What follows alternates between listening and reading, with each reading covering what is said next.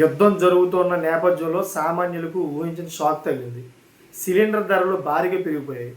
వంట gas commercial LGB cylinder ధరలు కేంద్ర ప్రభుత్వం భారీగా పెంచేసిందన్నమాట. సో ఈ మేరకు అర్ధరాత్రి నిర్ణయం తీసుకుందన్నమాట. కేంద్ర ప్రభుత్వం తాజాగా పెంచిన ధరల ప్రకారం 14.2 కిలోల వంట గ్యాస్ సిలిండర్ ధరపై 60 పెరిగింది. అంటే 19 కిలోల కమర్షియల్ సిలిండర్పై ఏకంగా 115 పెంచింది కేంద్రం.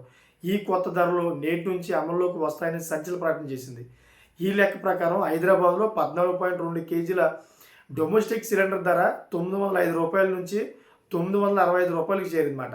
అటు 19 కేజీల కమర్షియల్ సిలిండర్ ధర రూ. 1961 నుంచి రూ. 2076కు చేరిందన్నమాట. అయితే ఉజ్వల పథకం కింద అందించే సిలిండర్ ధరలో ఎలాంటి మార్పు లేదని సర్కార్ క్లారిటీ ఇచ్చింది. మిడిల్ ఈస్ట్ దేశాల్లో యుద్ధ వాతావరణం ఉన్న నేపథ్యంలో వంట గ్యాస్ ధరలు పెరిగినట్లు తెలుస్తుంది.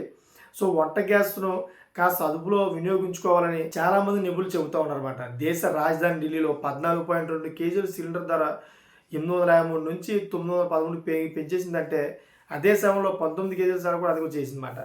సో ఇదంతా కూడా యుద్ధ వాతావరణం వల్ల జరిగిందని చెప్తూ ఉన్నారు కదా.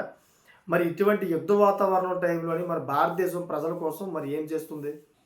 ప్రజల కోసం భారతదేశం ఇటువంటి సమయం కష్టకాలంలో మరి ఈ గ్యాస్ సిలిండర్ ఏదైతే ఉందో ఆ ఒత్తిడిని దేశం తీసుకోవాలి కదా.